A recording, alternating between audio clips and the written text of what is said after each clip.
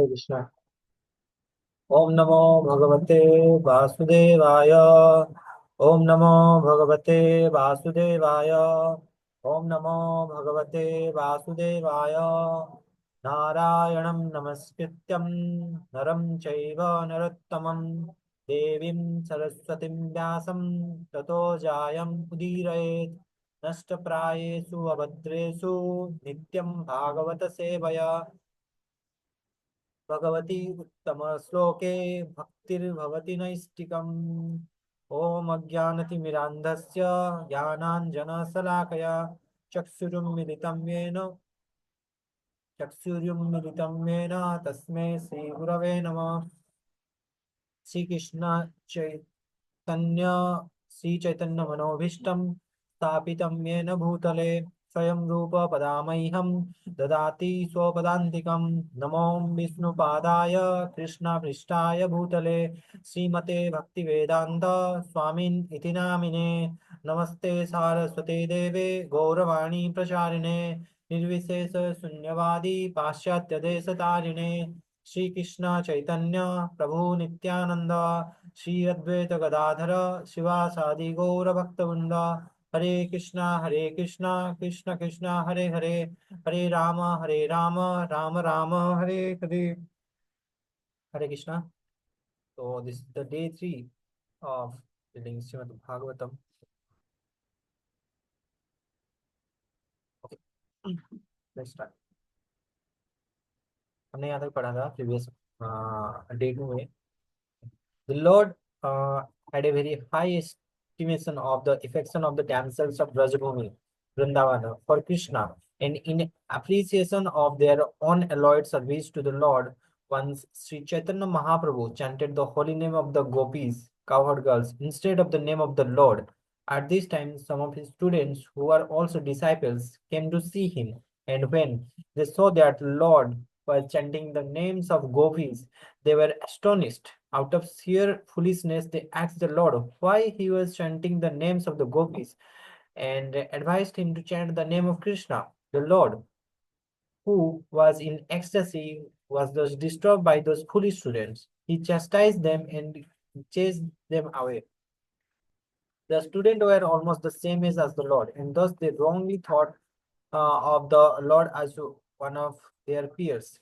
They held a meeting and resolved that they would attack the Lord if he dared to punish them again in such a manner. This incident provoked some malicious talks about the Lord on the part of the general public. When the Lord becomes aware of this, he began to consider the various types of man found. He began to consider the various types of man found in society. He noted that especially the students, professors, fruity workers, yogis, and non-devotees are different types of atheists were all opposed to the devotional service of the Lord. My mission is to deliver all the fallen souls of this age, he thought. But if they commit offenses against me, thinking me to be an ordinary man, they will not benefit. If they are to begin their life of spiritual realization, they must some way or another offer obeisances to me. If are they are to begin their life of spiritual realization, they must some way or another offer obeisances unto me. Thus the Lord decided to accept the renounced order of life, sannyas, because people in general were inclined to offer respect to sannyasis. Oh, okay. 500 years ago, the condition of the society was not as degraded as it is today. At that time, people would show respect to a sannyasi, and the sannyasi was rigid in following the rules and regulation of the renounced order of life. Sri Chaitanya Mahaprabhu was not very much in favor of the renounced order of life in the age of Kali, but that was only for the reason that very few sannyasis in this age are able to observe the rules and regulation of the sannyas life. Sri Chaitanya Mahaprabhu decided to accept the order and become an ideal sannyasi that the general populace would show him respect. One is duty bound to show respect to a sannyasi, for a sannyasi is considered to be the master of all varnas and ashramas. Okay. While he was contemplating accepting the sannyas order, it is so happened that Kesab Bharati, a sannyasi of the Mayavadi school and residents of Katwa in Bengal, visited Navadip and was invited to dine in with the Lord. When Kesab Bharati came to his house, the Lord asked him to award him with sannyas order of life. This was a matter of formality. The sannyas order is to be accepted from another sannyasi. Okay. Although the Lord was independent in all respects, still to keep up the formalities of the Shastras, he accepted the sannyas order from Kesab Bharati. So Chaitanya Mahaprabhu ne Kesab Bharati se sannyas. Yeah, okay. Although Kesab Bharati was not in the Vaishnava Sampradaya. Oh.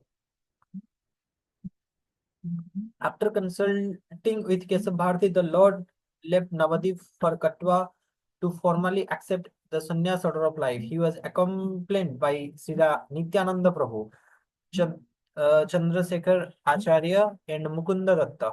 These three assisted him in the details of the ceremony. The incident of the Lord's accepting the Lord, the incident of the Lord's accepting the sannyas order is very elaborately. The incident of Lord's accepting the sannyas order is very elaborately described in the Chaitanya Bhagavat by Srila Vrindavan Das Thakur.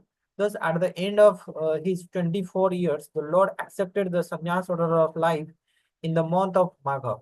After accepting this order, he became a full-fledged preacher of the Bhagavad Dharma. Although he was doing the same preaching work in his householder life, when he experienced some obstacles to his preaching, he sacrificed even the comfort of his home life for the sake of the fallen souls. In his householder life, his chief assistant was Srila Advaita Prabhu and Srila Srivas Thakur. But after he accepted the sannyas order, his chief assistant became Srila Nityananda Prabhu, who was deputed to preach, especially in Bengal. And six Goswamis, Rupa Goswami, Sanatan Goswami, Jeev Goswami, Gopal Bhatt Goswami, Raghunath Das Goswami, and Raghunath Bhatt Goswami, headed by Srila Rupa and Sanatan, who are deputed to go to Vrindavana to execute the present places of pilgrimage. The present city of Vrindavana and the importance of Brajabhumi were thus disclosed by the will of Lord Sri Chaitanya Mahaprabhu.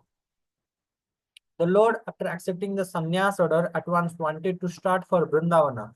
For 3 continuous days, he traveled the Radha Desh, place where the Gangas does not flow. Radha Desh. Places where the Gangas does not flow. He was in full ecstasy over the idea of going to Vrindavana. However, Srila Nityananda diverted his path and brought him instead the house of Advaita Prabhu in Santipur.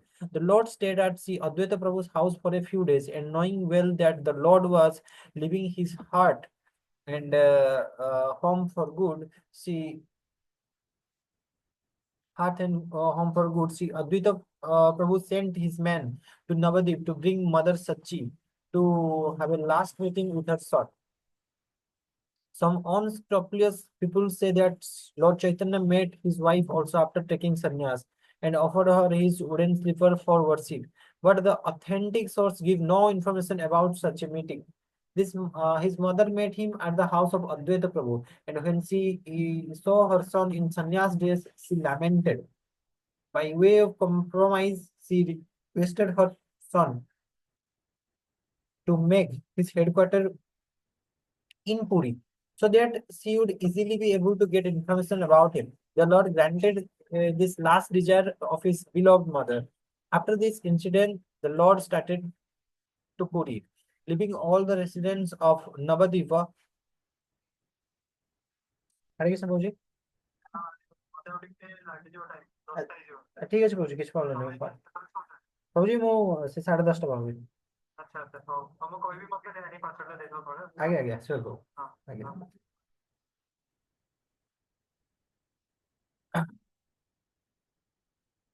his headquarters in Puri so that she would easily be able to get information about him. The Lord granted this last desire of his beloved mother. After this incident, the Lord started to Puri, leaving all the residents of Navadipa in an ocean of lamentation over his separation. The Lord visited many important places on the way to Puri. He visited the temple of Gopinath Ji, who had stolen acha Khirchora Gopinath condensed milk for his devotee Srila Madhavendra Puri. Since when DT Gopinath ji is well known as Khirchora Gopinath, the Lord released this story with great pleasure. The propensity of stealing is there even in the absolute consciousness, but because this propensity is exhibited by the absolute, it loses its perverted nature and thus becomes worshipable even by Lord Chaitanya on the basis of the absolute consideration that the Lord and his stealing propensity are one and identical. This interesting story of Gopinath Ji is vividly explained in the Chaitanya Charitamrita by Krishna Das Kaviraj Goswami. After visiting the temple of Khirchora Gopinath of Remuna at Baleswar in Odisha, the Lord proceeded towards Puri and on the way visited the temple of Sakhi Gopal, who appeared as a witness in the matter of two Brahman devotees family quarrel. The Lord heard the story of Sakhi Gopal with great pleasure because he wanted to impress upon the atheist that the worshipable deities in the temple approved by the great acharyas are not idols. As alleged by man with a poor fond of knowledge, the deity in the temple is the Archa incarnation of the personality of Godhead, and thus the deity is identical with the Lord in all respect. He responds to the proportion of the devotee's affection for him. In the story of Sakhi Gopal, in which there was a family misunderstanding by two devotees of the Lord, in order to mitigate the turmoil as well as to show specific favor to his servitor, traveled from Vrindavana to Vidyanagar, a village in Odisha, in the form of his Archa incarnation. From in the Archa incarnation में से आसियल है. Okay. From there, the deity was brought to Cuttack, and thus the temple of Sakhi Gopal is even today visited by thousands of pilgrims on the way to Jagannath Puri. The Lord stayed overnight there and began to proceed towards Puri. On the way, his sannyas road was broken by Nityananda Prabhu. The Lord became apparently angry with him about this and went alone to Puri, leaving his companions behind. On this way, his sannyas road was broken by his Nityananda Prabhu. Sure. In Puri, when he entered the temple of Jagannath, he became at once statued with transcendental ecstasy and fell down on the floor of the temple unconscious. The custodians of the temple could not understand the transcendental feats of the Lord, but there was a great learned Pandit named Sarvabhaum Bhattacharya who was present. And he could understand that the Lord's losing his consciousness upon entering the Jagannath temple was not an ordinary thing.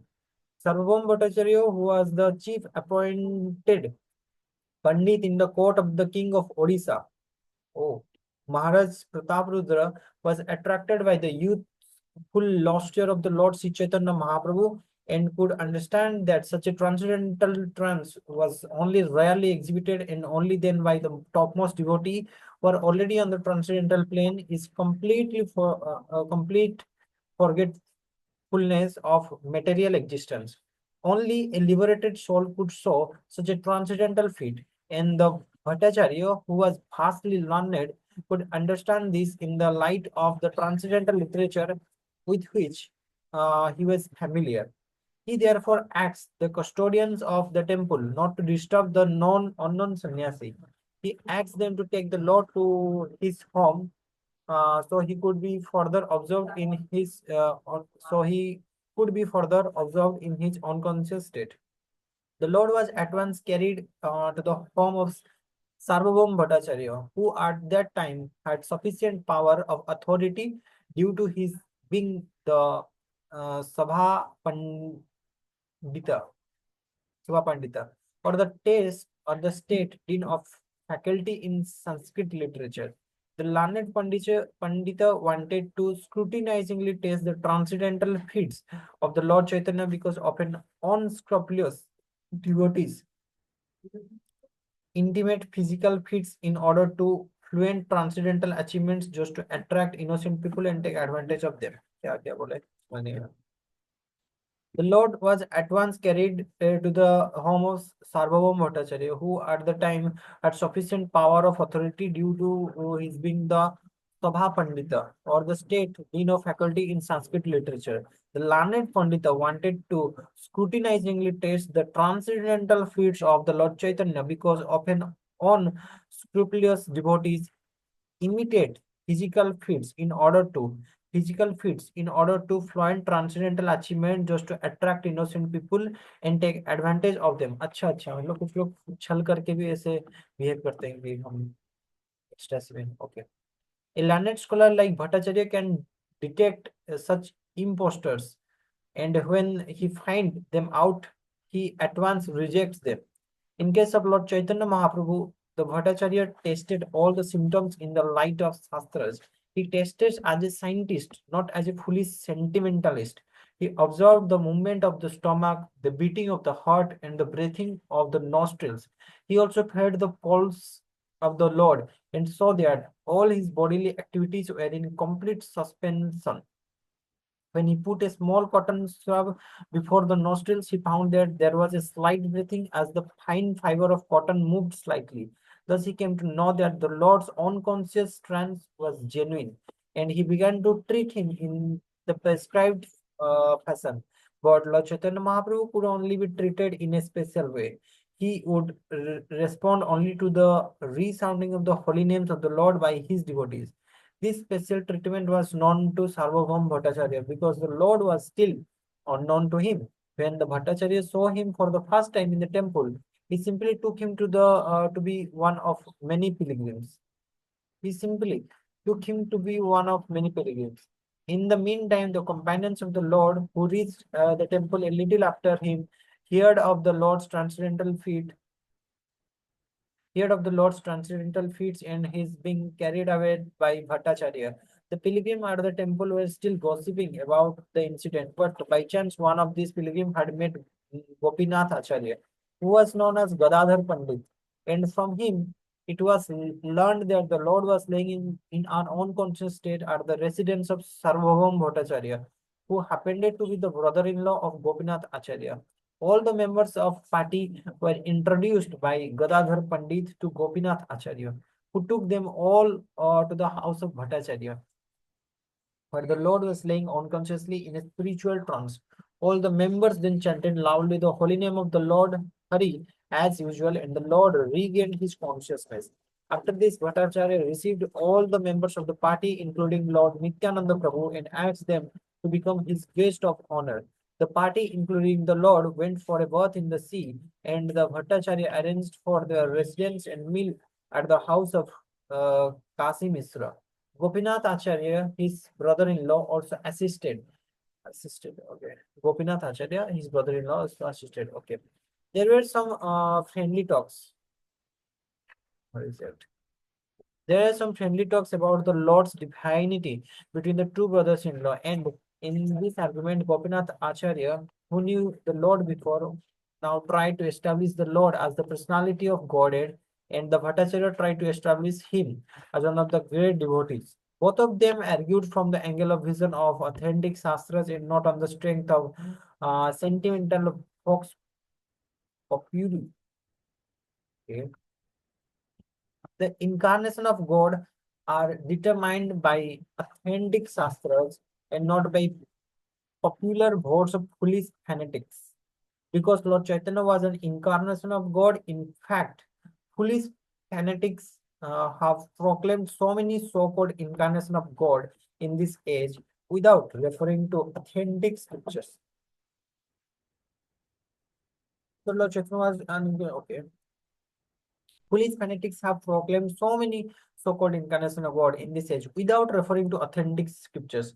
But Sarvabhaum Bhattacharya or Gopinath Acharya did not indulge in such foolish sentimentalism. On the contrary, both of them tried to establish or reject his divinity on the strength of authentic shastras.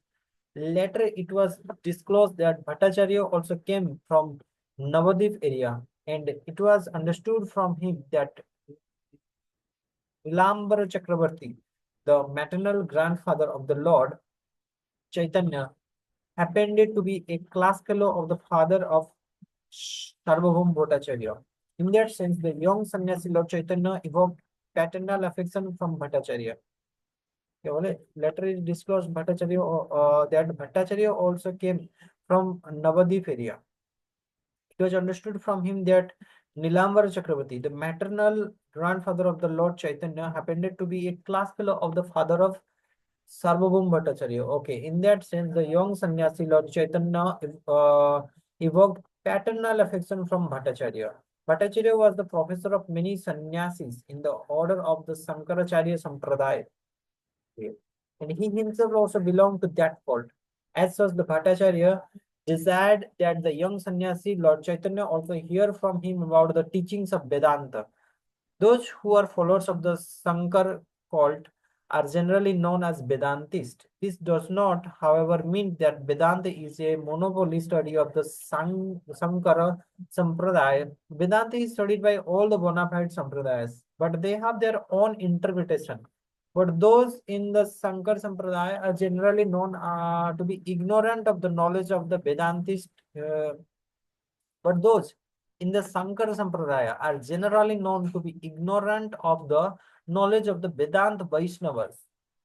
Those in the Sankara Sampradaya are generally known to be ignorant of the knowledge of the Vedanta Vaishnavas. For this reason, Bhakti Vedanta title was first offered to the author by the Vaishnavas. But those in the Sankara Sampradaya are generally known to be ignorant of the knowledge of the Vedanta Vaishnavas. For this reason, इसके लिए the Bhakti Vedanta title was first. The Bhakti Vedanta title was first offered to the author by the Vaishnavas.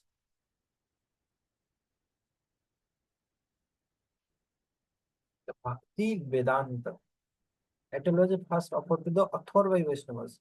To the author.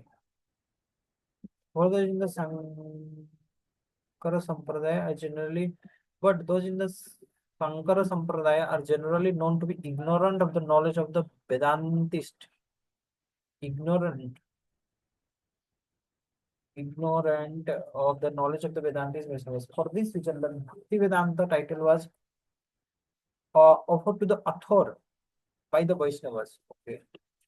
The Lord agreed to take lesson from Bhattacharya on the Vedanta, and they sat together in the temple of Lord Jagannath. The Bhattacharya went on speaking continually for 7 days, and the Lord heard him from all attention and did not interrupt. The Lord's silence raised some doubts in Bhattacharya's heart, and he asked the Lord how it was that he did not ask anything or comment on the explanation of Vedanta.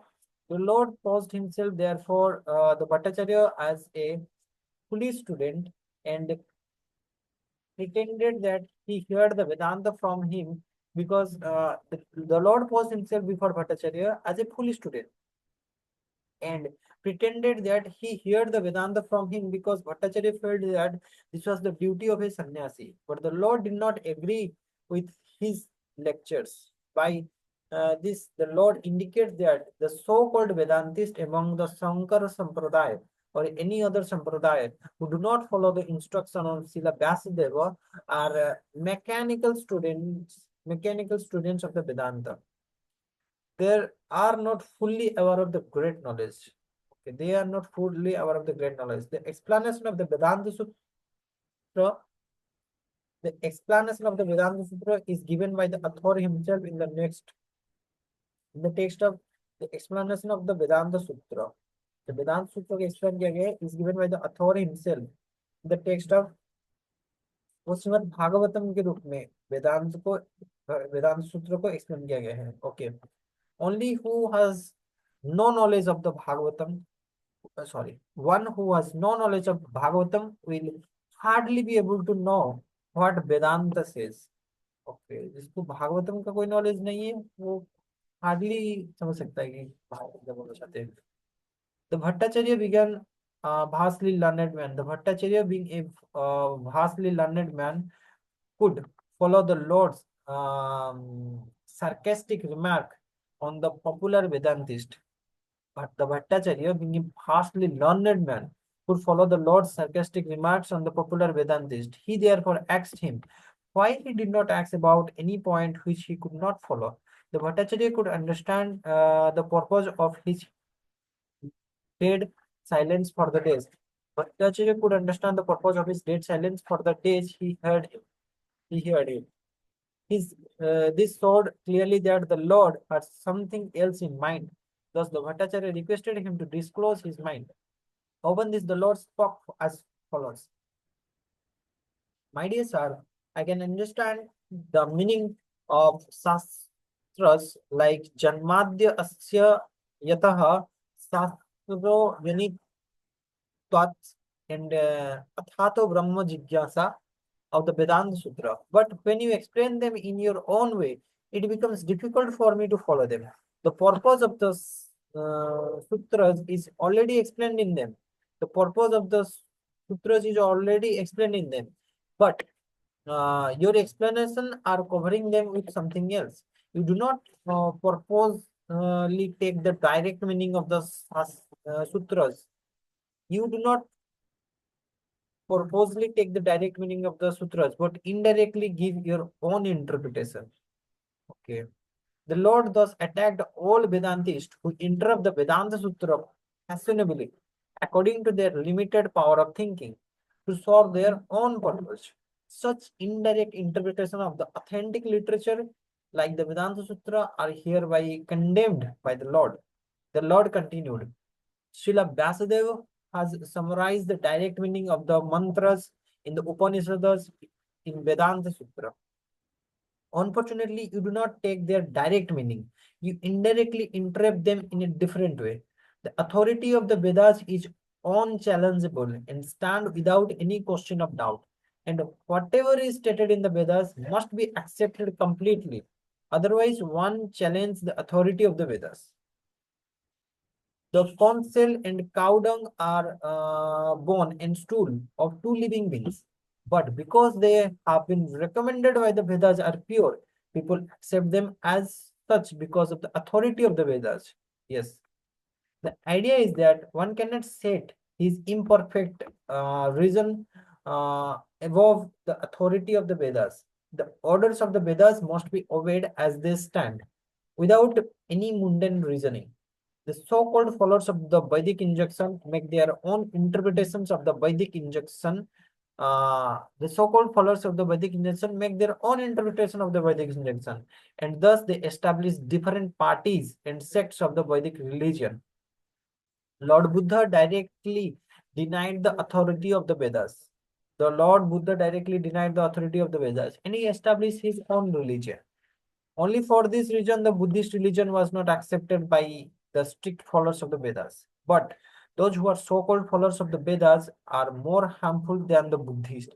But those who are so-called followers, of the Vedas are more harmful than Buddhists. The Buddhists have the courage to deny the Vedas directly, but the so-called followers of the Vedas has no courage to deny the Vedas, although indirectly they disobey all the injunction of the Vedas. Lord Chaitanya condemned this. Oh, the examples given by the Lord in the of the council and cow dung are very much appropriate in the connection. If one argues that since cow dung is pure, the stool of a learned Brahmana is still more pure, this argument will not be accepted. Cow dung is accepted, and the stool of a highly posted Brahmana is rejected. The Lord continued. The Vedic injunction are self-authorized, and if some mundane creature adjusts the interpretation of the Vedas, he defies their authority. It is foolish to think of oneself as more intelligent than Srila Vyasadeva. He has already expressed himself in his sutras, and there is no need to help from personalities of lesser importance. This work, the Vedanta Sutra, is as dazzling as the midday sun. And when someone tries to give his own interpretation on the self-effulgent sun like Vedanta Sutra, the attempt to cover this sun with a cloud of his imagination. The Vedas and Puranas are one and the same in purpose. They ascertain the absolute truth, which is greater than everything else. The absolute truth is ultimately realized as the absolute personality of Godhead. The absolute truth is ultimately realized as the absolute personality of Godhead with absolute controlling power. As such, the absolute personality of Godhead must be completely full of opulence, strength, fame, beauty, knowledge, and renunciation. না, ওইটাই record চলছে। Live class আর কি। The Vedas and Puranas are one and the same in purpose. They ascertain the absolute truth, which is greater than everything else. The absolute truth is ultimately realized as the absolute personality. The absolute truth is completely realized as the absolute personality of Godhead with absolute controlling power. Okay.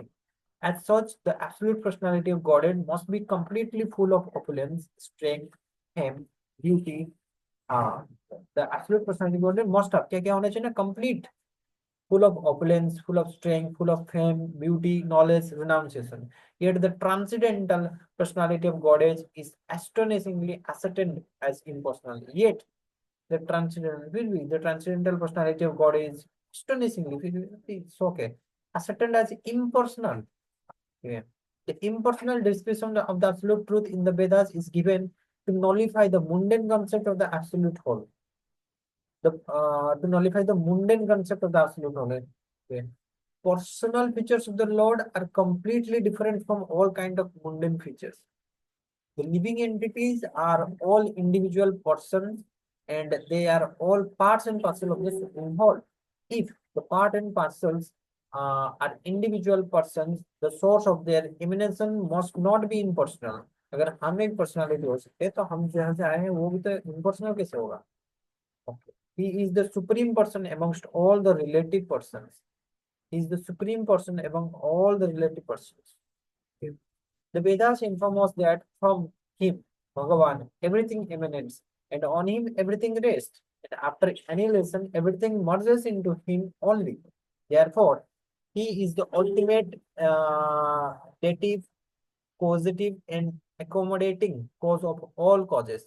And these causes cannot be attributed to an impersonal object.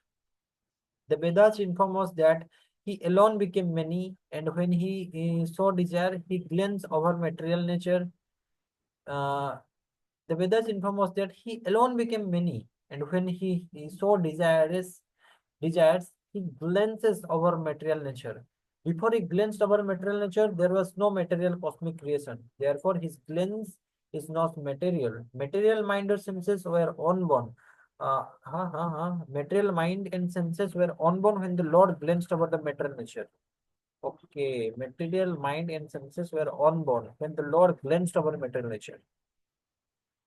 Thus, evidence in the Vedas proves that thus evidence in the Vedas proves that beyond a doubt, and Lord has transcendental eyes and a transcendental mind.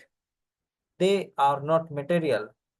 His impersonality, therefore, is a negation of his materiality. Thus, evidence.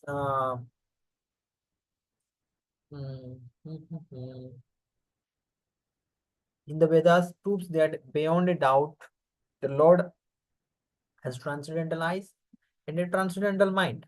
They are not material. Okay. His impersonality, therefore, is a negation of his materiality, but not a denial of his transcendental personality. His impersonality, therefore, is a negation of his materiality, but not a denial of his transcendental personality. Okay. Maybe it is a negation of his materiality. Like that. Brahma ultimately refers to the personality of God. Impersonal Brahma realization is just the negative concept of the mundane creation. Paramatma is the localized aspect of Brahma within all kind of material bodies. Ultimately, the supreme Brahma realization is the realization of the personality of Godhead. Ultimately, the supreme Brahma realization is the realization of the personality of Godhead according to all evidence of revealed scriptures. He is the ultimate source of Vishnu Tattva. Ultimately, the Supreme Brahma realization is the realization of the personality of Godhead according to all evidences of the revealed scriptures. अच्छा, the supreme Brahma realization वो क्या है ना, is the realization किनका, the supreme personality of Godhead, किसके according, according to all evidences of the revealed scriptures, scriptures में जिस हिसाब से बताया गया है उसका रियलाइजेशन है Brahma realisation. Is the ultimate source of all Vishnu tattva, और सारे विष्णु तत्व के अल्टीमेट कॉज है। The Puranas are also supplementary to the Vedas. The Vedic mantras are too difficult for the ordinary man. Okay. Women, Sudras, and so-called twice-born higher castes are unable to penetrate into the sense of the Vedas, and thus the Mahabharata and Puranas are made easy to explain the truth of the Vedas. In this prayer, therefore, the boy Sri Krishna, Brahma, in this prayer, before the voice Sri Krishna, the Brahma said that there is no limit to the fortune of the residents of Brajabhumi, headed by Sri Nanda Maharaj and Yasodamai, because the eternal absolute truth was become their intimate relative. The Vedic mantras maintains that the absolute truth has no legs, no hands, and yet goes faster than all, and accepts everything that is offered to him in devotion. The latter statement definitely suggests the personal features of the Lord, although his hands and legs are distinguished from mundane hands and legs or other senses. अच्छा, the latter sense